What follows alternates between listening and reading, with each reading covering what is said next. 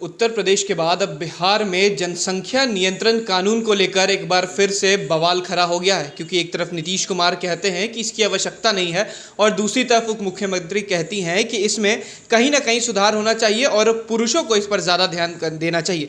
ज़्यादा जानकारी के लिए हमारे साथ बीजेपी के विधायक हैं, ये उनसे जानते हैं कि क्या कुछ सामने आ रहा है। सर, एक तरफ नीतीश कुमार कह रहे हैं कि बिहार में जनसंख्या नियंत्रण कानून की आवश्यकता नहीं है, दूसरी तरफ आपके पार्टी के उप मुख्यमंत्री कह रही हैं कि इसकी आवश्यकता है। कैसे देखते हैं इसको? देखिए, रास्ते अलग अलग हैं, मंजिल एक है।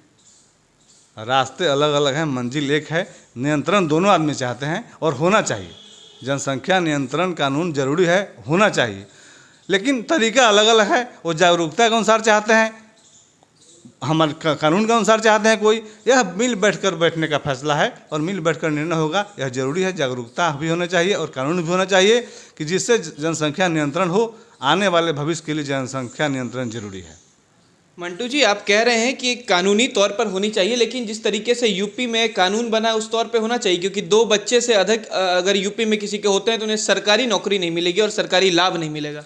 देखिए, एक कानून बनाने का अधिकार संसद को है, विधानसभा का है, और जो कानून संसद और विधानसभा बनाएगी उसे लागू होना है। और यह मन समझते हैं कि एनडीए की सरकार जो कानून बनाएगी उसका हम लोग सब लोग समर्थन करें। तो यूपी के तौर पर ही बिहार भी चलेगा? अभी तो विधानसभा और लोकसभा में पास होगा और जो क्वेश्चन आएगा उस पर बहस होगा और सब लोग सहमति से जो पास होगा उसको सबको मान होगा।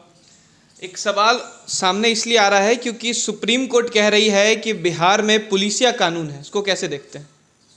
अब देखिए, कोर्ट की किसी विषय पर तो हम टिप्पणी नहीं कर सकते हैं और मेरा अधिकार भी नहीं है, लेकिन पहले से बिहार बदला है, इसमें कहीं कोई दो मत नहीं है। हम लोग जिस जिला से आते हैं जहाँ AK-47 चलता था, आज कंप्यूटर क्लास चल रहा है। बिहार बदला है, जहाँ दिन को लोग नहीं जाना चाहते थे, आज रात को जाते हैं। स्टेशन से उतर के लोग अपने फ्लैट पर नहीं आते थे, अखबार बिछा कर सो जाते थे। आज व्यवस्था बदला है, बिहार बदला है, इसमें कहीं नहीं अतिशयोक्ति नहीं है। और बदलाव की जरूरत है और सुधार की जरूरत है, और सुधार एक निरंतर प्रक्रिया है, हमेशा चलते रहने वाला चीज़ है। और बिहार को और बेहतर बनाना है, इसके लिए एनडीए की सरकार, भारतीय जनता पार्टी की सरकार पूर्णतः कटिबद्ध है। उस बिहार को और आगे, देश को और आगे ले जाने का काम करेगी। मंटू जी, एक आखिरी सवाल है कि विपक्ष कह रही है कि आने वाले कुछ महीनों में बिहार की सत्ता पलटने वाली है, कैसे देखते हैं इसको?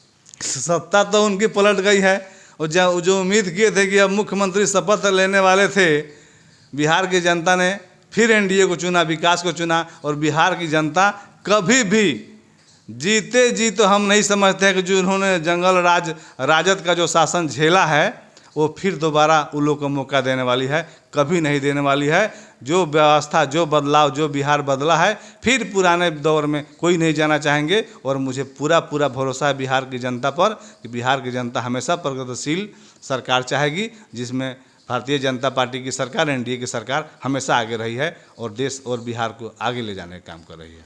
शुक्रिया। तो आपने साफ तौर पर सुना कि अमनौर से विधायक हैं और इनका कहना है कि जो सरकार पलटने की बात कर रहे हैं उन्हें खुद जनता ने नकार दिया है। कैमरा पर्सन अमित के साथ मैं उत्कर्ष, DTV भारत, पटना।